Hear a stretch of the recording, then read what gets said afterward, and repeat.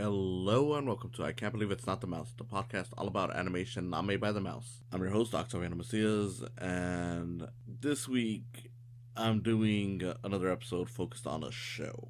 Granted, this one is going to be focused on the entirety of the show since it's very short, only 4 episodes. They're each very short, so I'm just going to talk about it in general instead of doing it episode by episode or just a single episode, as I normally do when it comes to shows. And that show is the Netflix animation Pokemon Concierge. Ignore the iPad. Hey, before we get this video started, I just want to say thank you for coming on, and if you enjoyed this video, like it, comment below for whatever reason you have, whether it's a question or you just want to give a shout out or just whatever. And if you've been watching a few of my videos, why haven't you subscribed yet? I mean, I'm sure some of you already have, but if you haven't, please consider subscribing. It won't hurt. It will get you more of my content. And if you really want to see some more stuff, ring that bell. Again, thank you for coming on, and I hope you enjoyed the video. Pokemon. Very popular show. We've talked about it on here before regarding the well, not the first movie, but the remake of the first movie where it was all CG. I don't believe I've done another episode focused on it, but this is, of course, one that, a lot of people have liked. Generally speaking, Pokemon is a well-beloved franchise by this point. Started around 96. US, we got it around 98. I personally, got into it right as it came out, and yeah, it's been pretty much my whole life with Pokemon. And one thing I've noticed over the years is that they've really stepped up their game when it comes to the adaptations, because for the longest time it was really just the anime with Ash. We would get some movies with him, and that was about it. So it kind of feels weird that within like the last, I don't know if I want to say the last decade, but it's been about that much that we've started seeing more material with Pokemon that is not Ash focused. We've seen, of course, the live action movie Pokemon Detective Pikachu, which is just crazy that they could have easily done a live action movie based on Ash, but instead they chose to go with a game. I don't know if the game was always intended to be a movie or it just kind of happened as they realized, like, hey, we can do a movie based on this. But we're not talking about that one today. YouTube has had various shorts focused on Pokemon where it's just, here's little stories. Like, there was one where it was like a Magikarp that gets lost from its owner. There's another short where it's like a little girl becomes a Gengar. Shorts based on the individual games where you see, like, okay, let's expand on individual characters. Like, I know they did it for, like, the Gen 8, where it's like, oh, look, here's like the day-to-day lives of some of the, like, the gym leaders or the champions or whoever. So they've been really expanding like what they do with Pokemon over the last few years. While the anime, of course, has its own charm with Ash and everything, you do kind of start realizing, like, we've been focused on this character for so long that I don't want to say there's no stories you can tell with that character anymore, but you've kind of gotten through a lot of what you could already do with him. So it was nice to expand. Like, look, this is a whole universe of, like, essentially super animals. It was always one of those things where once they finally got out of doing that, it was always going to feel kind of interesting to see what they were going to do. And yeah, we finally got away from Ash. The most recent generation didn't even have a show focused on Ash. They did have a new anime, but it's all new cast. I don't know how long that'll last. They'll probably go back to Ash for nostalgia purposes at some point. But for what it's worth, I think it's interesting just to explore, again, the whole universe. There's a whole lot of things you could do with this. Each of the Pokemon have their own, like, lore, and there's like nearly 1,000 of them, or already 1,000 of them. So it gets to a point where it's like, yeah, explore other things. It's just interesting to see this world, and this, of course, is another one of those. I know a lot of people were at first, I want to say, not so much hesitant. They just didn't really seem to care, because Pokemon Concierge was originally announced through one of the like the Pokemon Nintendo Directs. I believe maybe it might have been at the start of the year last year, pretty much when they do like the one for like the anniversary of the franchise, and yeah, like not that no one liked it, but no one really seemed to care.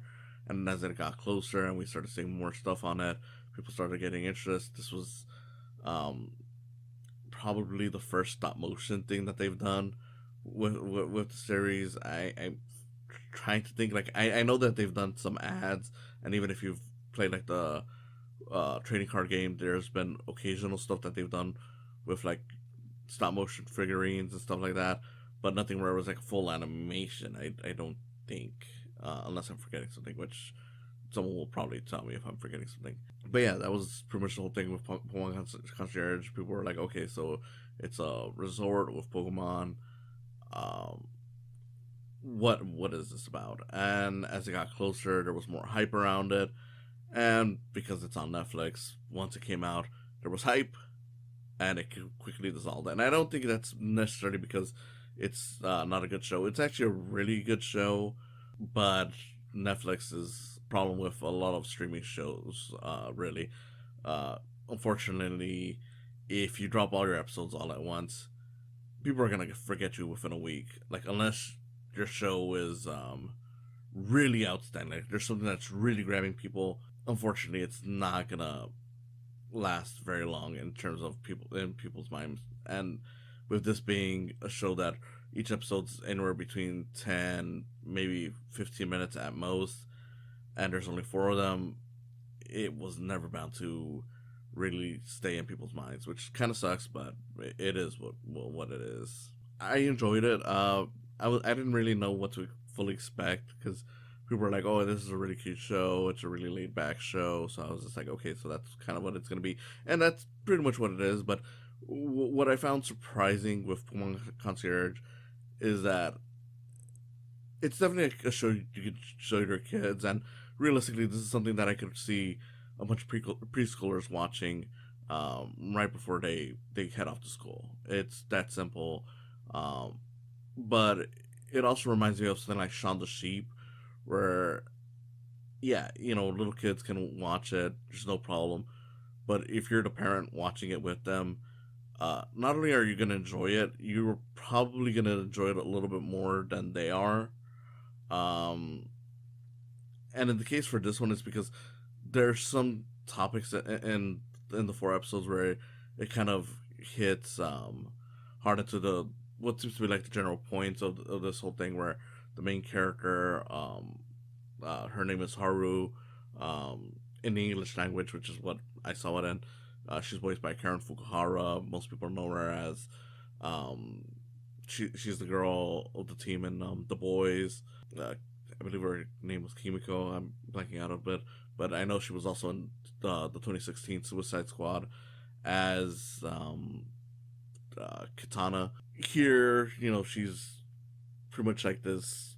I want to say like a millennial. Essentially, they never really specify, but given her age range, um, she's pretty much like a millennial who's kind of like my whole life is falling apart. Like I've gone through a breakup. I lost my previous job. It's all these things that have kind of stressed her out, and that's a lot of the focus of the whole show. Like not so much that we get to know like all the stuff about how her life went bad, but just her feelings over like this anxiety of being in this new place after all these bad stuff you know keeps on happening to her. So it results in her basically struggling to feel like, okay, is she worth it? Is she gonna measure up being here?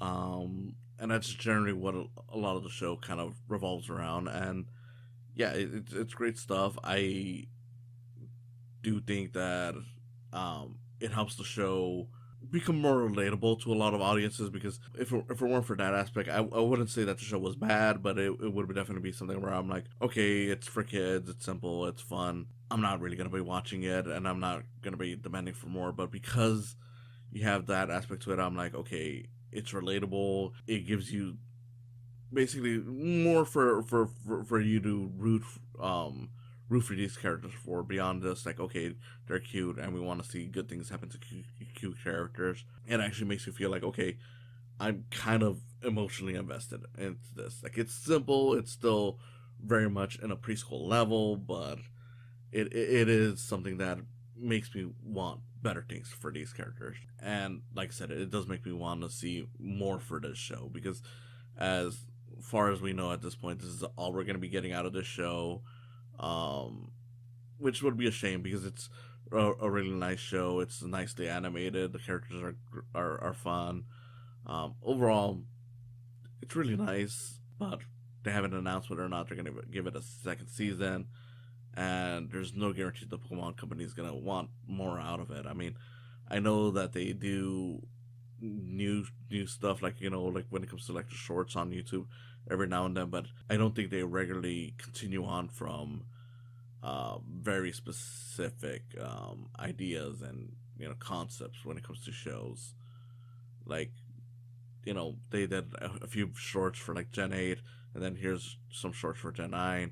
There's some shorts that are non-related to any of that, but they were done in different styles. So I don't know. I have no clue whether or not they have plans for more. And I do hope that by the time this video goes up, or maybe sometime afterwards, they announce something, because it was well liked. It's just, who knows realistically. Again, that's the problem with Netflix and streaming stuff in general. You drop it all at once, you're not guaranteed to get much attention. Because this was, I did hear a lot of people talking about it the first week. I mean, that's why I decided to give it a watch. But by the time I finished it with the second week, people were already pretty much moving on to the pretty much everything else.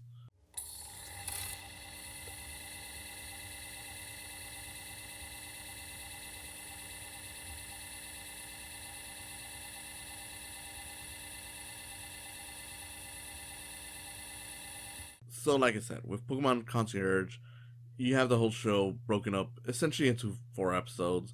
Uh, I wouldn't say that they all continue off of each other, but they all essentially build off of what the central theme seems to be, which is about accepting yourself and accepting um, life as it comes at you, regardless of all the hardships. Because you got the first episode where it's like the main character Haru arrives into the island, and the head of the island is pretty much like, okay, look, your whole thing today is just gonna be to be a guest here. That's essentially your test, so to speak, of working here, because you're gonna be the concierge, but I want you to be a guest today. And she's kind of freaking out, because she's like, oh, that's such a weird idea. Like, why would I be a guest? Like, maybe she's trying to trick me or something like that. She meets the other workers in the island, which you got like this laid back dude who focuses more on like exercises. You got this other girl there who essentially is like a part-time worker. I don't know if she had a very specific job other than just fixing up some stuff, but it didn't really feel like it was anything too specific from what I remember. But essentially, you get the general idea. Throughout it, there's a side that's constantly looking but leaving, which that leads into the second episode, which is about Haru trying to befriend the Psyduck after she's told, like, hey, try to befriend one Pokemon that's around here, because the whole resort is pretty much like, okay, people come in, they have their Pokemon, but there's also Pokemon that just stick around there that are from the area, and they just like to relax, so they're considered guests as well. Cute. The Psyduck is constantly going there, but he's too shy, so it kind of mirrors Haru,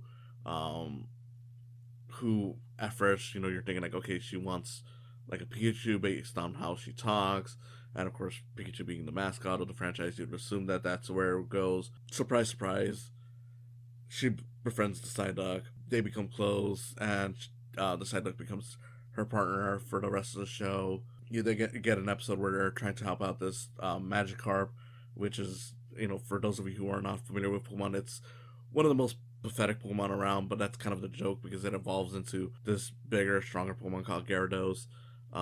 but this is a Magikarp that's really pathetic because it struggles to swim. Like it always needs like a little floaty, even though it's a fish.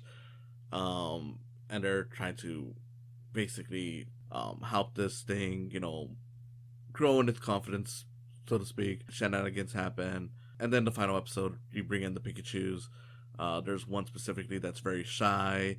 The owner wants to know why he's shy and hopes to get the Pikachu out of its shell, essentially. So you got all that, and it all just builds on that central theme of like accepting, your own limitations, accepting life as it comes to you, all of that stuff. Not the most complex, and to be fair, the biggest downside to this is that since it is a very simple show, I could easily imagine some older viewers, maybe turning away from it, if they don't find any real connection to the whole anxiety and like the characters' issues. But it never does anything too wrong for that to matter. Like I said, it's only 4 episodes, so even if you're not too into it, I would say watch it in an afternoon. I mean, like I said, most of these are like 10, 15 minutes max. They're not very long episodes, so you can knock it out real quickly within an hour. If you're into Pokemon, you'll definitely love it. If you're not, you might still enjoy it. It really just comes down to whether or not you can enjoy the stuff that's in there. I don't really have a problem with it. I mean, going into it, I did kind of worry, like especially with the first episode, like okay, this is gonna be something that I'm bored by the end of it, just because it's very simple. It's not, there's not. I don't want to say there's no conflict, but there's not really anything that gets too intense, which is not bad for something that's laid back, but it's not like it has anything that's too laugh out loud funny or too amazing beyond just seeing the animation on it, which is really well done. There's definitely some behind the scenes stuff that really shows you how hard they work on it, and it's still all pretty impressive. The characters themselves look great. I like that Pokemon, still translate well from their original designs. A lot of them, have a felt look to it. The few that don't, are usually because they're like, okay, this Pokemon definitely cannot have it, like whether it's because it's like a steel Pokemon or just something about it. But for the most part, they're mostly just like felt, which is in contrast to like when they did it in live action, where they tried giving it a more realistic look, where Pokemon that had feathers would have feathers, Pokemon that would have hair, and it confused some people just because some of those Pokemon never really look all that furry in the drawings. Here they're more closer to it, I would say. But like I said, a lot of them have felt looks to them.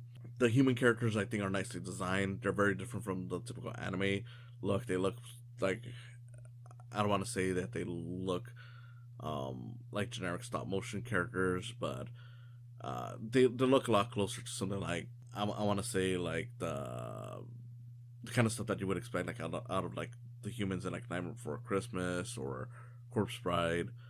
I guess that would be like with the Leica stuff, but I don't know. Like I wouldn't go full on in on saying that they look like Leica characters.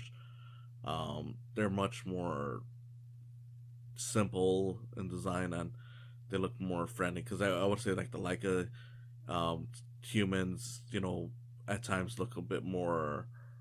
I don't want to say ugly, but they look more like they look like people that are mean and nasty, and that kind of fits with their world. Since this one is supposed to be more laid back and chill world, they look more simple and more friendly. But yeah, it's a very simple show. It's fun. It's nice. It's not really anything that is gonna offend anyone. Like I said, it's definitely the kind of thing that I would imagine people watching, specifically kids, before they head off into their little preschool classes, and their parents would be watching it with them, and they would probably be enjoying it in the same way that, they'd probably enjoy stuff like Shaun the Sheep. I mean, I know, for me specifically, sometimes when I'd wake up early, especially when my younger sister was still in school, I would sometimes watch, like the little Shaun the Sheep shorts and those were always adorable, including, I know they also did like the Timmy Time. Think of it in that range. It's not gonna be like your Dora the Explorers or something like that, where they're like constantly stopping to explain stuff, which is fine for a little kid. But for an older viewer, that stuff gets grating, and thankfully this is not those. Like I said before, if you're a big fan of Pokemon, you'll love this. If you're not a big fan, you'll probably still enjoy it just because of how charming it is. I personally just want more of it. I do hope they announce like season 2. I don't know if they necessarily need to expand on the season. Like if they want to just keep it at 4 episodes, each around 10 minutes, I wouldn't even mind, honestly. These are charming enough as they are. Personally, I just want more stuff within this world. Like, okay, now that Haru is essentially accepting of her place here, what else can we do? Maybe we can explore different Pokemon and their different anxieties, different people and their issues, just stuff where we can really see what the potential for this world is. But if they don't, it ends off in a way where it's perfectly just in its own little box.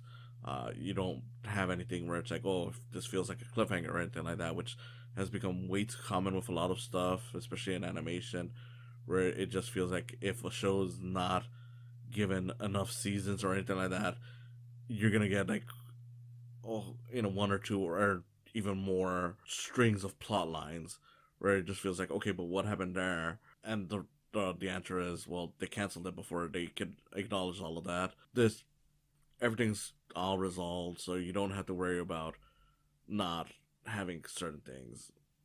Just really good stuff. I don't know. That's really all I got for this one. I just really wanted to get this out because I feel like, again, a lot of people have kind of moved on from this show, and I get why, but I think it'd be nice if more people got a chance to watch it. I don't know. Maybe it convinces the Pokemon Company to do more, or by the time this comes out, they probably have already announced that they're doing more. Who knows? In any case, thank you for watching. This has been I Can't Believe It's Not the Mouse. Huh?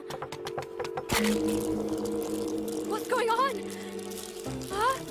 Paranormal activity? Thank you for coming on today. If you enjoyed this, please consider subscribing to my YouTube channel where you'll see video versions of these podcasts. And if you just want to listen to them, there's always the option of just following the podcast on their various sites, whether it's Spotify, Podbean, or Apple Podcasts. Whatever you choose, I hope you continue enjoying these. And if you want to support me even further than that, there's always the option of Patreon. In any case, again, thank you for listening, and I hope you have a wonderful day.